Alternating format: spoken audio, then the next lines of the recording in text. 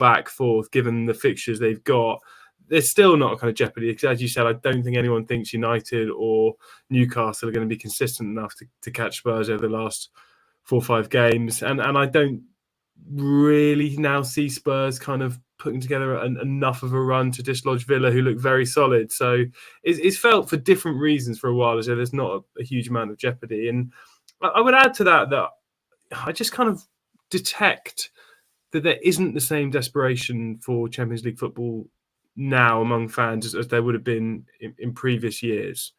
Obviously, everyone's different. You can't speak for a fan base as a whole, but I think there is a sense now that like Spurs have done the big nights at Wembley. They've beaten Real Madrid. They've been in the Champions League. They've tasted it, and now actually I do think winning something is a priority. There's this desperation really for silverware, and I think a lot of fans see the Europa League, particularly next year when there's no drop down from the Champions League. It's a really, really winnable competition. So I think a lot of fans who kind of think about the game and think about Spurs' prospects of lifting a trophy at the end of next season actually think, well, would it be so bad to be in the Europa League? So I think for different reasons, it doesn't really feel like there's the same pressure as there might have been in different seasons.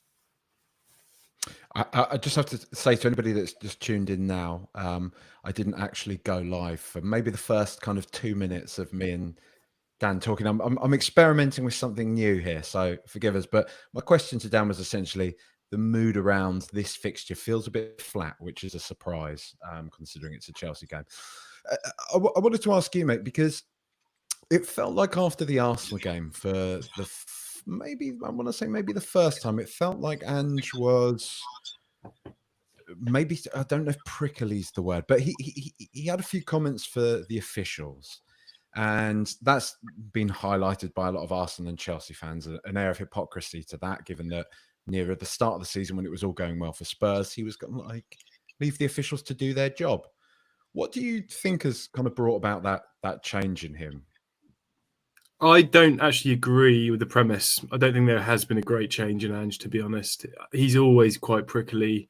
You clearly get a vibe from him when you're seeing him every week in the press conferences that he basically doesn't suffer fools gladly. You know, you have to think about your questions. He's not going to take any shit or play ball if it's kind of patronizing or poorly researched question to him. And I think on top of that, like any kind of top manager, he doesn't like losing. He doesn't like bad results. And I think that's true of pretty much any manager at that level. You know, they're going to be a bit more prickly and a bit shorter after bad results. And I think we've seen that in the last few weeks, but I haven't kind of detected a big change. He does quite like to be kind of contrary in press conference a lot of the time and kind of sort of back leading questions. But yeah, that's just him. I think in general, it's a kind of privilege to listen to him. He's a great talker.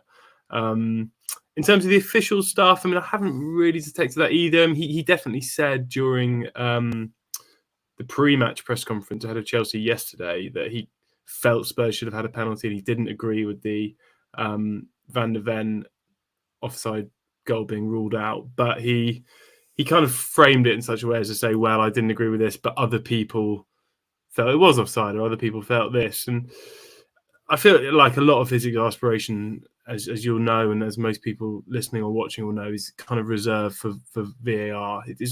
He's less personal with the officials in the way that, say, Klopp or Arteta, to name just two, have been this season. I think he's careful not to use too emotive a language and kind of make it personal. So you're saying there hasn't been a sort of a change in his mood or anything. He's always been quite prickly. So I guess this would lead me on to the piece that you've written today, where you are highlighting the fact that Ange believes that not everybody is bought into his mentality, his way of doing things, his philosophy. Can you expand on that for us a bit, mate? Because again, that to me, just at least from the outside, it feels like a bit of a tonal shift. Yeah. So the context of that was, I asked Ange yesterday how significant the performance with 9 men was in the reverse fixture against Chelsea. So how much encouragement basically he took from seeing the 9 men camped on the halfway line, playing the high line, still attacking Chelsea and leaving all that space for Nicholas Jackson to score the crappiest hat-trick in Premier League history. You know, what he's talked in the past, particularly when he was at Brisbane Roar, it's in his book. He says that there was this moment when he realised he had the team, and it was when one of his young defenders made the same mistake, I think, twice or 3 times in a match. He basically lost the ball playing out and leading to goals. And he says when he did it again, that was a point where I knew that I had them. You know, they were following my instructions and they believed in the instructions. So I asked Ange yesterday whether the Chelsea game was a kind of similar moment where he felt like he got everyone on board, because they were playing this obviously quite controversial way against 11 men. And he said there's a difference between them doing what I say because I'm telling them to do it, and doing what I say because they really believe in it. And he said, I think we're on the way to everyone really believing, but at the moment, I still feel like a majority are just doing it because I'm telling them to do it. And he said the acid test is effectively, if I didn't come to work, if I stopped going in, would the players and staff continue to work in exactly the same way? And he said at the moment, he doesn't think a majority would. So that's the kind of context of it. I thought it was interesting. I guess for me, it was a kind of an admission, although he didn't say this. This is me reading between the lines, that perhaps the project still isn't as advanced as he wants it to be, or it's certainly not where he wants it to be.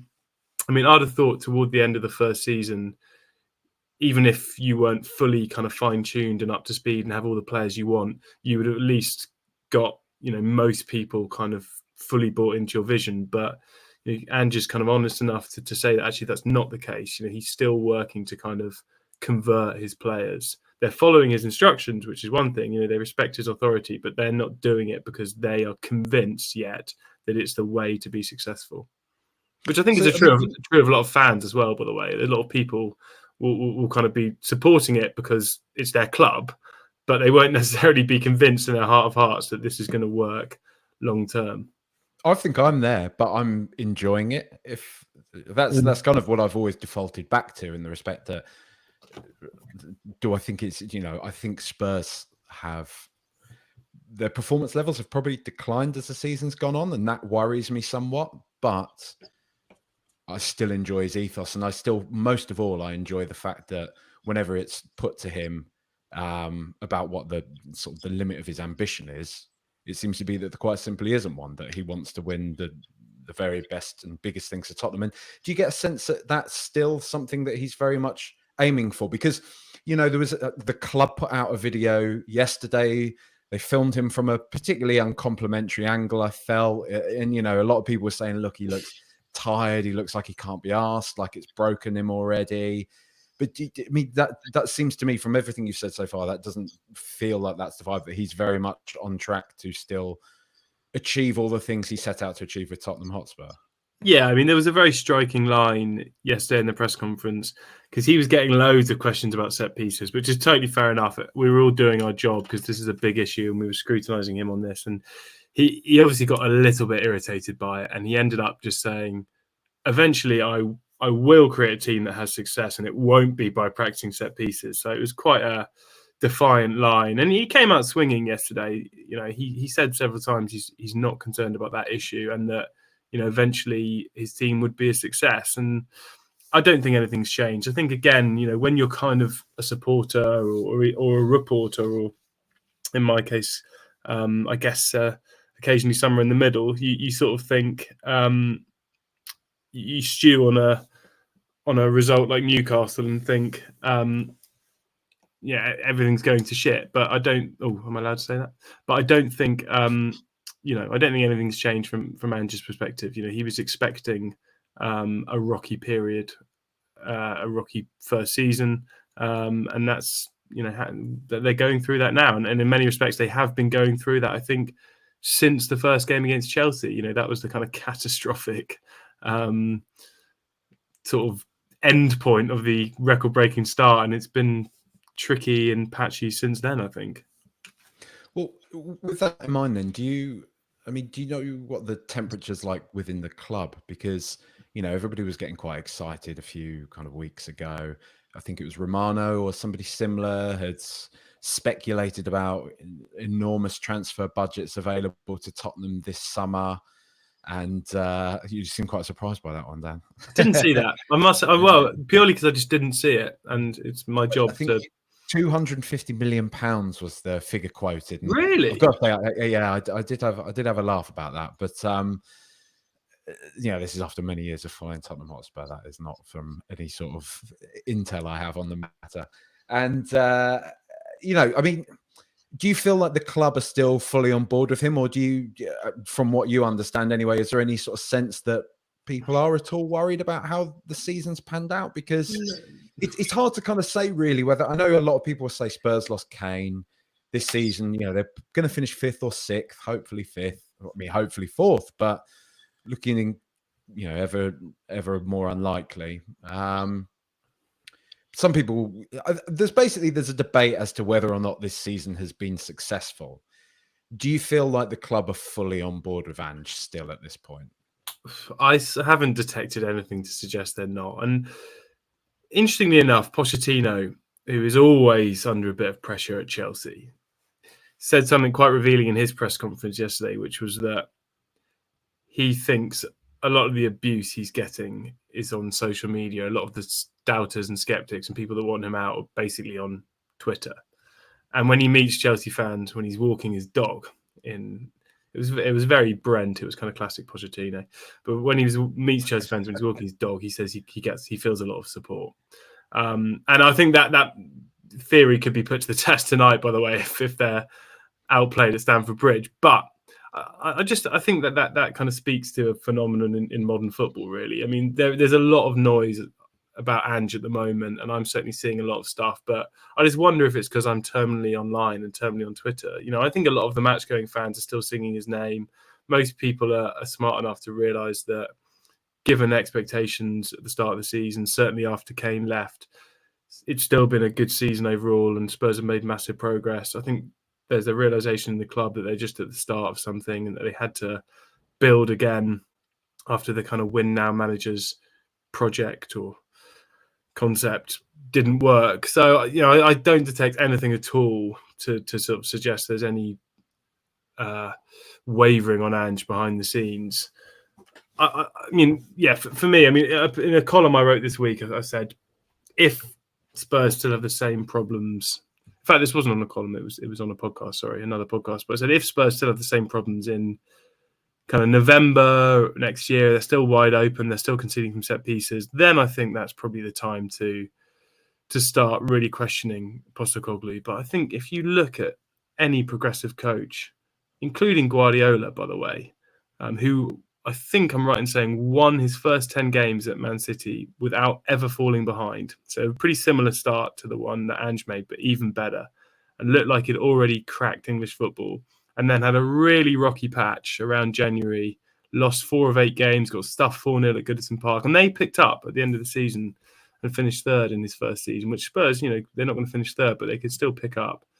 Even he struggled. If you look at any progressive coach, they have these periods where it goes quite badly wrong when they're trying to change things, and Postecoglou is trying to change a lot. And I do think there's that understanding at the club, and I kind of would urge fans that are sort of wavering on Ange to hold their nerve a little bit. That's what I wrote in my column, because I just think it's really, in the context of what he's trying to do, it is still very early days.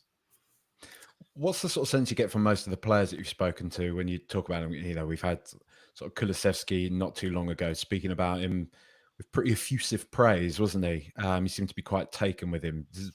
Does that seem to be echoed amongst most of them? I'm just kind of interested to know, given that I'm trying to sort of essentially discern whether or not his comments about not all of the players being bought into what it is that he's doing yet is more just about an education, a learning, a kind of belief thing, if he's kind of digging some of them out, saying they're not really fit for purpose. See also the comments about a few more of them should be playing like Romero did after the Yeah, Nottingham I mean result. that's a fair point. When you put those two comments together, there is probably a little emerging trend.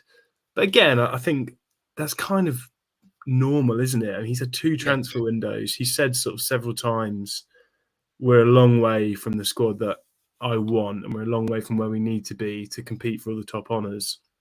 I think he's also said it's going to take more than 4 windows in total. So, i.e., at this point next year, he still have squad building to do. So, it kind of make, if he's thinking, and I don't know who he wants to bin off, but he will, and it is kind of decent as the squad looks on paper when everyone's fit, at least. There'll be a lot of players in there who he'll be thinking, these guys don't cut the mustard. They're not the right type of players for me. So, I think definitely he might be alluding to that in his comments this week. I mean, in terms of when we get to speak to the players, obviously with the caveat that they are very media trained and are never going to let anything slip. They are very on board with this project. And Kulusevski is a good example. Actually, he's a really good talker who always has time for the media, and he's been really effusive about Postecoglou as kind of a young, energetic guy who's sort of versatile. I think he loves the sort of high risk approach. You can tell that Van der Ven loves playing it, and he's spoken very well about it. I think after his debut, so months ago now, but he spoke about just how much he enjoyed playing in this kind of high risk defensive line. So I do think there's a appreciation of what Postecoglou is trying to do. Maddison was loving it in the first half of the season. He was kind of given this slightly different role where he was able to roam around the structure a bit more. Obviously, he's gone off the boil massively, but I think on the whole, he's got the squad respecting him and listening to him, but he still needs to make them true believers, and that's really what he was talking about. Who's out today then, mate? I mean, we know we've got Werner and Davis out for the rest of the season. What's the rest of the squad looking like ahead of Chelsea?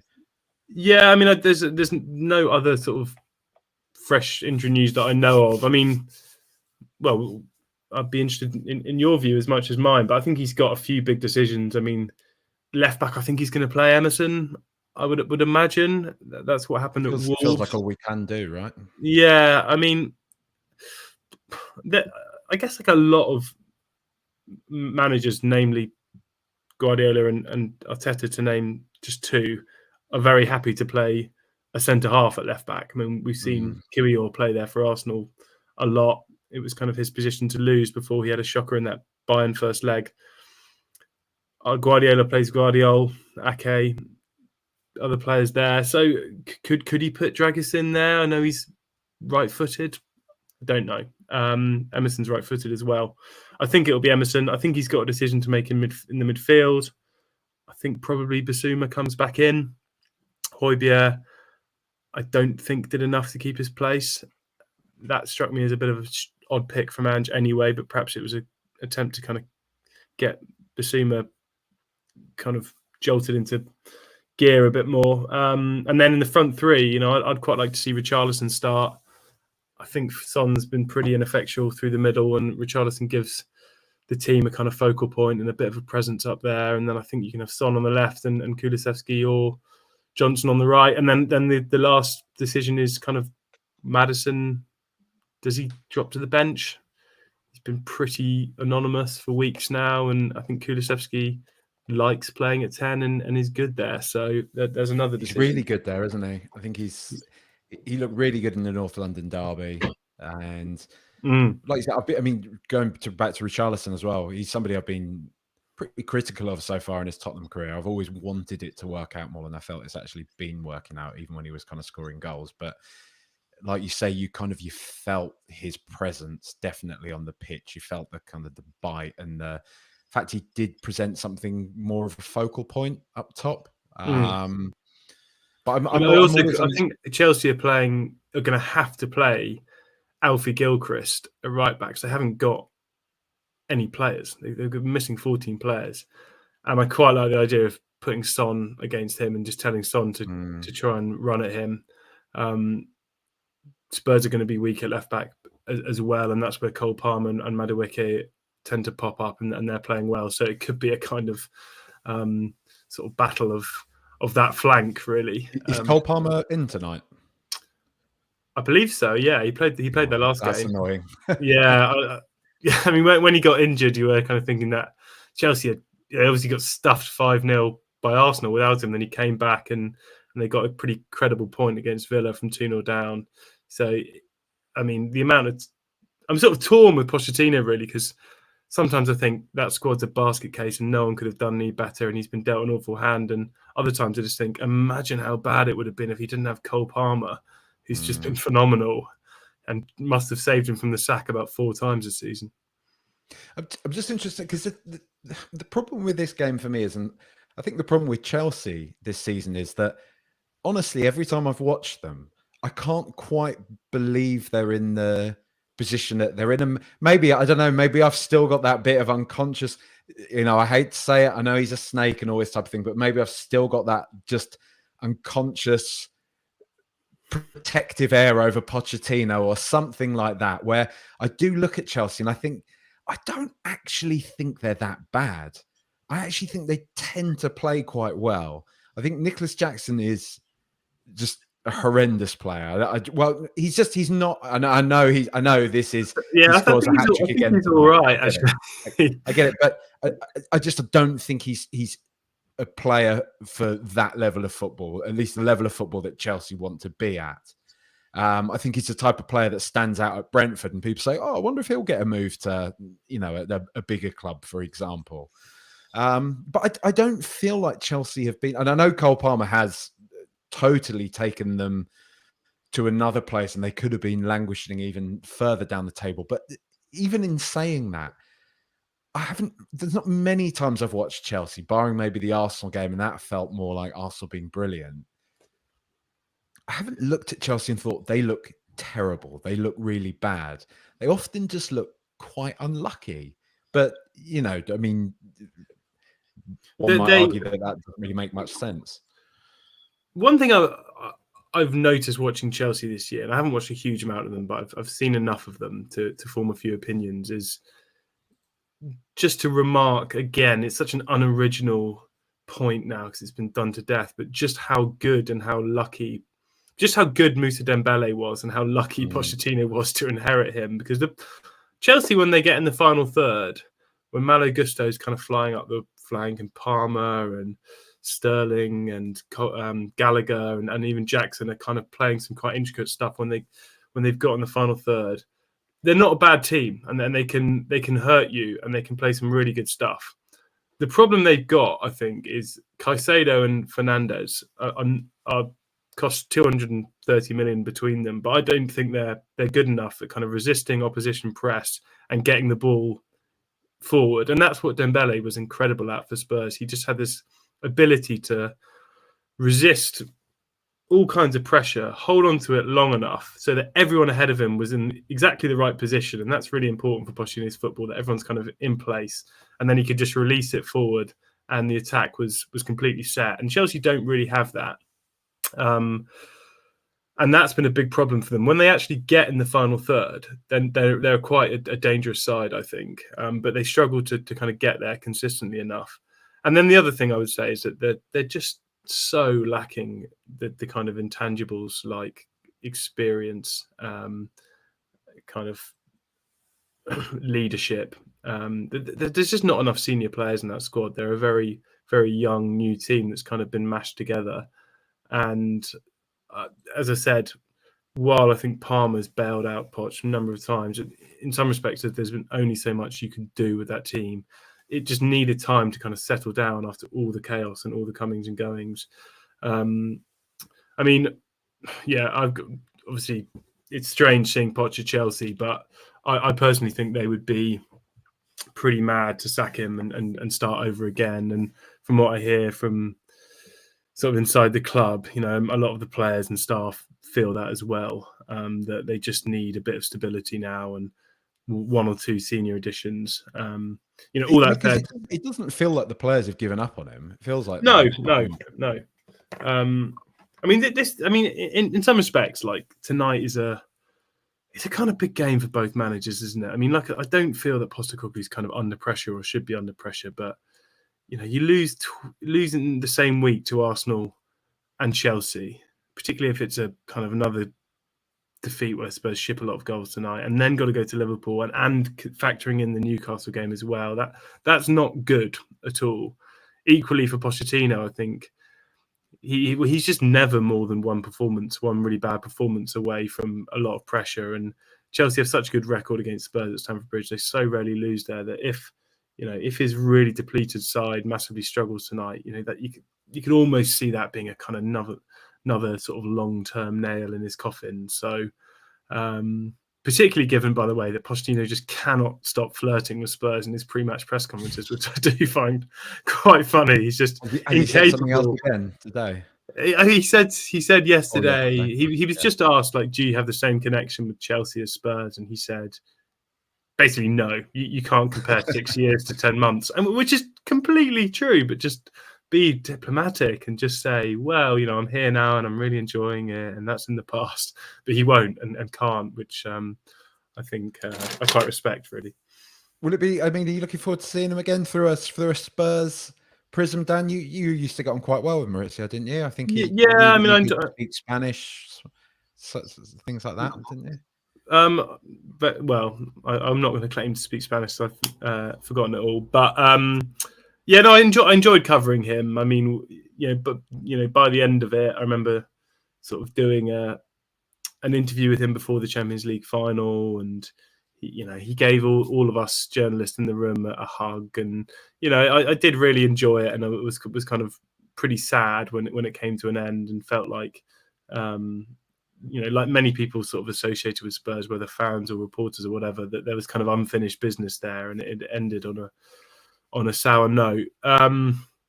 So yeah, I'm quite looking forward to it. I mean, it was striking to me like how much of a non-event him coming back in November was, and I think that was just a consequence of the game being so mad and weird with all those VAR checks and all those injuries and the red cards. He kind of became a secondary issue to the sort of damage done to Postecoglou's first 11 over the course of that first 60 minutes of the game. It was just catastrophic, and everyone just sort of forgot about Pochettino being the opposition coach on the touchline.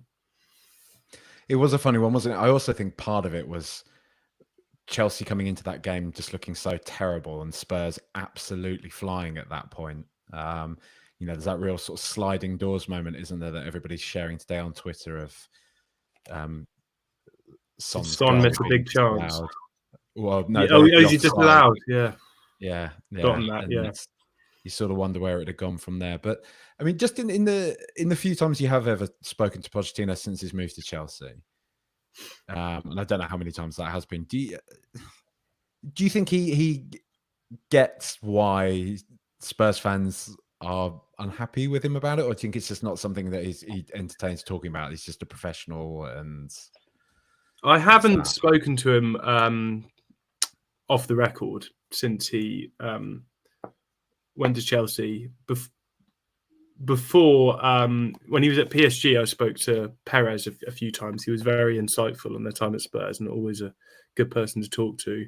So I don't know. I can't say for sure. I mean, anything he said is kind of out there on the record.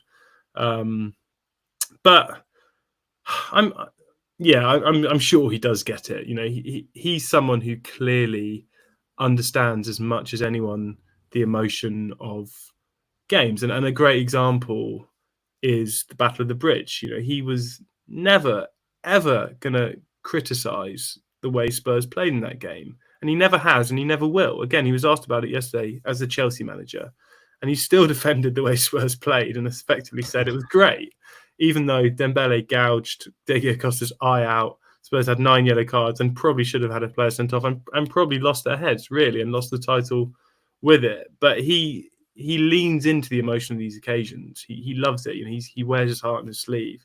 So I would be amazed if he, privately doesn't totally get why he's not liked by Spurs fans or the majority of Spurs fans anymore. He will understand that as well as anyone, I'm sure. But he made a career decision. I had a dream a few weeks ago that I actually met him, and I shook his hand and I just said to him, "Why? How could you do it? Why What did did he you go say? there?" He just kind of shrugged, from what I remember. But you know, you can play him if we beat them tonight, Dan. You can play him the video of that Spurs fan burning his book on a barbecue, yeah, and see. Oh See what yeah, he thinks about that. completely sane Spurs fan. Yeah. Yeah. Right. Well, Daniel, thank you very much for joining me today. Hopefully, yeah, you will be speaking to Mauricio Pochettino after the game today to rub it in his face.